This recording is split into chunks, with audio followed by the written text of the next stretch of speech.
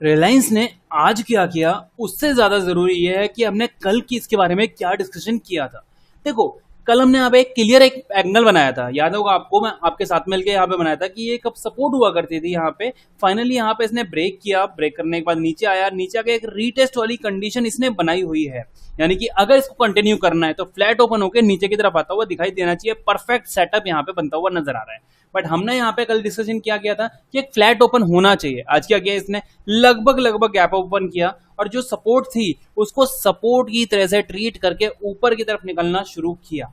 Levels की अगर मैं बात करूं तो कल क्लियर बोला था आपको 22 के ऊपर अगर निकलेगा तो बाइंग के लिए देखना है इसे, यानी कि ये वाला पॉइंट 22 के ऊपर अगर निकलता है तो बाइंग के लिए देखेंगे। अदरवाइज शॉर्टिंग के लिए तो सबसे बढ़िया एंगल है, रीटेस्ट वाली कंडीशन यहाँ पे बनी हुई है। अगर नीचे निकलता है तो यहाँ पे लगभग इस एरिया पे हमने बात की थी कि यहाँ पे अगर मिलता है तो फिर शॉर्टिंग के लिए इसको देखने वाले हैं। आज क्या किया इसने, अब बात करते हैं आज की मार्केट की कि किस तरह से काम किया।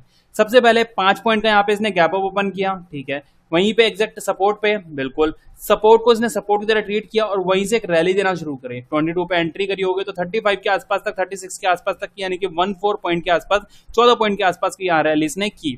उसके बाद कंटिन्यू एक सेलिंग दिखाई, नीचे आके सपोर्ट पे, एग्जैक्ट जो सपोर्ट थी वहीं पे आके सपोर्ट बनाई और फिर एक अच्छी रैली ऊपर की तरफ दिखाई, 30 तक गया ये, फिर नीचे आया, फिर ऊपर गया लगभग लगभग यहाँ पे 28 के आसपास तक गया, फिर नीचे आया, सपोर्ट पे सपोर्ट बनाई, फिर ऊपर जाने की कोशिश 20 तक गया। मतलब ऑल ओवर अगर आप नोट कर रहे होंगे तो आज मॉर्निंग से इवनिंग तक बस इसने सपोर्ट को सपोर्ट की तरह ट्रीट किया और यहाँ पे कंटिन्यूस सेलिंग वाला एंगल यहाँ पे इसने बना के दिखाया हुआ है। कोई मेजर एक्टिविटी यहाँ पे देखने के लिए नहीं मिली है। 22 पे अगर एंट्री करी होगी तो वहीं के वहीं, मतलब एक टाइम पे प्रॉफिट, एक टाइम पे फिर कॉस्ट टू कॉस्ट, फिर प्रॉफिट, फिर कॉस्ट टू कॉस्ट, यही पूरे दिन चला होगा। आते हैं पॉइंट पे, क्या करना चाहिए अब, किस तरह से एंगल यहाँ पे बनाता हुआ दिखाई दे रहा है। सबसे पहले मैं आपको लेके चलूंगा डेली चार्ट पे, क्योंकि डेली चार्ट काफी ज्यादा बढ़िया यहाँ पे पोजीशन यहाँ पे दिखाता हुआ नजर आ रहा है। देखिए, लास्ट हम यहाँ पे बात करते हैं जब इसने रैली करना शुरू किया था, एक रैली करी इसने, ऑल टाइम हाई पे यहाँ पे क्लोजिंग किया, अगले दिन फिर एक अच्छी खासी रैली करी, फिर अगले दिन अच्छी खासी रैली करी। तब मैंने आपको यहाँ पे क्या बोला था, बहुत अच्छी रैली ऑलरेडी कर चुका है, एक रेड कैंडल यहाँ जब बनाई हुई थी, आपको क्लियर बोला था कि यहाँ से एक साइडवेज या फिर एक डाउन ट्रेंड हो सकता है। तो डाउन ट्रेंड तो इसने शुरू नहीं किया, बट हाँ साइडवेज परफॉर्म करना शुरू कर दिया है। अभी की अगर मैं बात करूं, आज की एक कैंडल जो है, एक इनसाइड कैंडल इसने यहाँ पे बना के दिखाई हुई है, वो भी रेड कलर की कैंडल के साथ में और सेम वॉल्यूम के बिना, मतलब वॉल्यूम यहाँ पे नहीं आ रहा है, इनसाइड कैंडल यहाँ पे बनाई गई है। एक बहुत अच्छी रैली के बाद में एक रेंज में यहाँ पे काम करना शुरू किया है। अब किस तरह से यहाँ पे काम कर सकते हैं, अगर डेली चार्ट पे अगर नोट करते हैं हम यहाँ पे, तो कोई मेजर, मतलब यहाँ पे कोई मेजर से सेटअप नजर नहीं आ रहा है आपको, राइट। यानी कि अगर देखा जाए लास्ट सपोर्ट कहाँ पे जाके है, वो इस एंगल पे कहीं जाके, रिजेक्शन कहाँ पे जाके, इस एंगल पे, बीच में कहाँ है, सारी की सारी ग्रीन कैंडल, कोई सपोर्ट नहीं है, कोई रिजेक्शन यहाँ पे नजर नहीं आ रहा है। तो इस चीज को हम यहाँ पे क्या करते हैं, एक बार 15 मिनट के चार्ट पे चलते हैं। आइए देखो, 15 मिनट के चार्ट पे आ गए। अब यहां समझने की कोशिश करते हैं कि किस तरह से यहां पे काम कर रहे हैं। तो सबसे पहले तो आप ये नोट कीजिए कि ये अभी जो है कुछ इस तरह की फॉर्मेशन चल रही है, यानी कि ये इसका हायर था, फिर second high, third high, fourth, fifth, sixth, all over अगर देख रहे होंगे तो एक नीचे की तरफ की ट्रेंड यहाँ पे चलता हुआ नजर आ रहा है, राइट। अच्छा, इसको अब इस जोन को यहाँ से ना हटा, शिफ्ट कर देते हैं, यहाँ से हटाते हैं इस जोन को, और इस जोन की जगह पे हम करेंगे इस जोन का यहाँ पे अब, ठीक है सर। यहाँ पे हमने जोन जो है वो ये वाला जोन है। अब इस जोन को अगर नोट करें, यहाँ पे सपोर्ट थी, फिर सपोर्ट बनाई इसने, सपोर्ट पे यहाँ पे डब्ल्यू पैटर्न क्रिएट करके ऊपर निकला और फाइनली अब भी यहाँ पे एक सपोर्ट इसने बना के दिखाई हुई। अब इस तरह का एंगल यहाँ पे जो बनाया हुआ है, एक सेकेंड, ये देखो, यहाँ देखना, अच्छी खासी रैली, और रैली के बाद में यहाँ पे एक कह सकते हैं कि pole and flag pattern type का यहाँ पे इसने कुछ डायग्राम सा बनाया हुआ।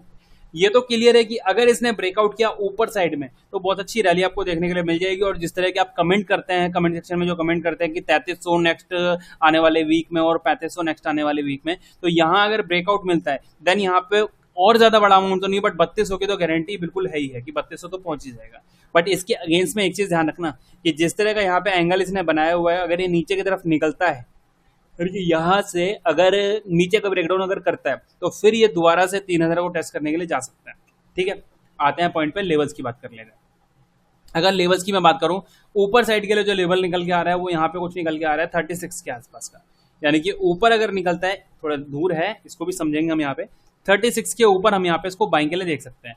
शॉर्टिंग की अगर मैं बात करूं तो शॉर्टिंग के लिए यहाँ पे 82 का पॉइंट यहाँ पे कुछ निकल के आ रहा है, 82 के नीचे हम यहाँ पे इसको शॉर्टिंग के लिए देख सकते हैं। आज की क्लोजिंग है 08 की, राइट, 08 से 36, यानी कि लगभग लगभग कह सकते हैं कि 24-25 पॉइंट दूर। नीचे की अगर मैं बात करूं तो यहाँ पे 82 82 और यहाँ पे ये मतलब कि लगभग लगभग आप यहाँ पे भी 24 पॉइंट के आसपास का गैप मान सकते हैं, जो कि काफी ज्यादा बड़ा है। तो इसको छोटा करने की कोशिश करते हैं। आइए यहाँ देखना, अगर छोटा करने की कोशिश हम यहाँ पे करते हैं, अभी रिसेंट में अगर एक्टिविटी चेक करें, बॉटम दिया, डब्ल्यू पैटर्न क्रिएट किया, ऊपर निकला, नीचे आ गया, डब्ल्यू पैटर्न की नेक लाइन को ब्रेक सपोर्ट बनाने की कोशिश, अगर यहाँ ट्रेड लाइन को ड्रॉ करता है तो कोई ट्रेड लाइन यहाँ पे ड्रॉ होती हुई नजर नहीं आ रही है। बॉटम टू टॉप अगर फ्यूबो लगाते हैं तो 50% से ज्यादा का करेक्शन कर चुका है।